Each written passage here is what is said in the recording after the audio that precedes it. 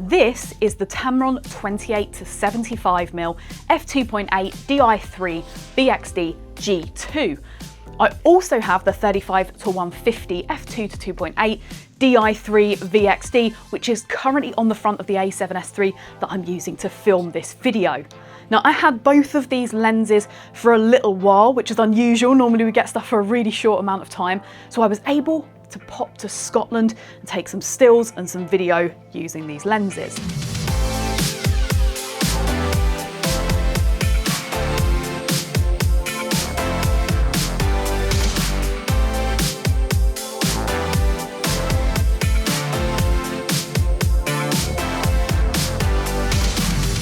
Now, I'm going to tell you more about both of these, but I just want you to know right at the start of this video that pretty much everything you see is going to be shot with these two lenses. Whilst I was away, these were all I took, and right now I'm filming using that 35 to 150. So pretty much everything you're seeing is on these lenses, whether it be stills or video. Now, both of these have been designed for really high quality optical performance on full frame cameras. So when I was away for shooting stills, I was using the Sony a7R IV, which is a 60 megapixel camera. And if there's going to be any problems with these lenses, you're going to notice it trying to process those images. Inside the 2875, to make sure we get that optical quality, we see a low dispersion element, as well as a glass molded spherical element. And they're just there to remove any distortion or aberrations, to make sure you get the best sort of edge-to-edge sharpness possible. So here's a couple of example images that we're going to zoom in on so you can take a look.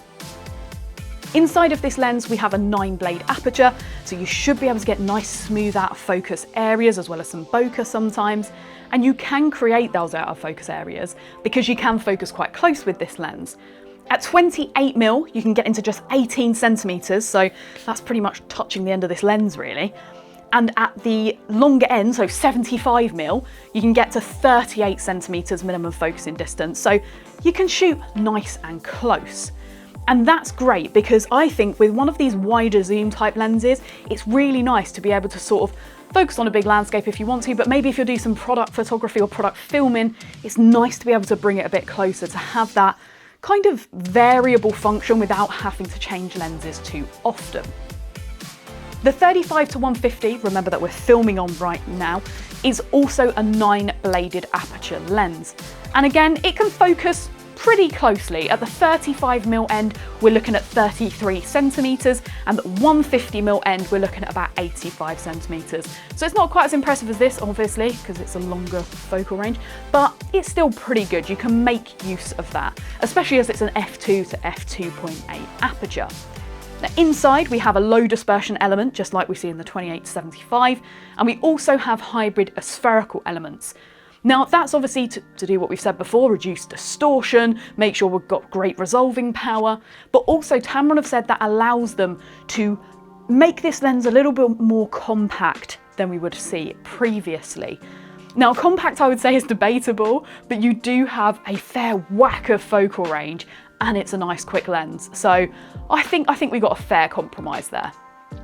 The construction of both of these lenses is actually really nice. They feel great, they stay really clean.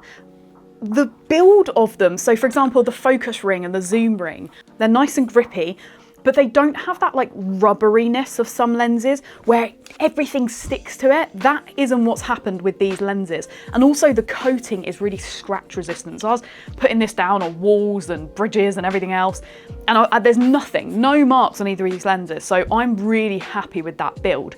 But whilst I was away in Scotland, I didn't do too much piece of camera because I was there on my own. I only had a couple of days, but I did do a first kind of little impressions about using these lenses. So let's check it out. Right, I've now popped the 2875 on the A7S III, which is safely on a tripod in the passenger seat.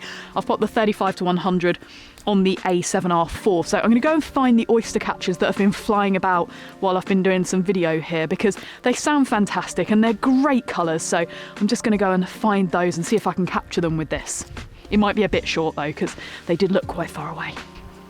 Overall, these lenses have been great up here in Scotland. I think with the 2875, if I was taking these two lenses, especially to somewhere like this where there's loads of landscapes going on, I'd probably bring like a 20mm as well, just so I could go a bit wider if I wanted to. But to be honest, in most shooting situations, this is going to be absolutely fine for you. And in most situations here, it was as well, to be fair.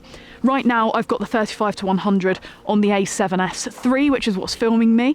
I'm really happy with how that's focusing, how that's been communicating with the A7S III, as I am with this one. The eye autofocus and everything like that, it's working a dream, so no issues with compatibility there. But if you have any questions, obviously make sure to get in touch. I'd love to know what you guys think of these Tamron lenses. It'd be great to get your comments, and make sure to pop them down there. And obviously if you have any questions, we'll try and get back to you on those too. But for now, a massive thank you for watching, and I hope you join me again soon for some more videos from Wex Photo Video.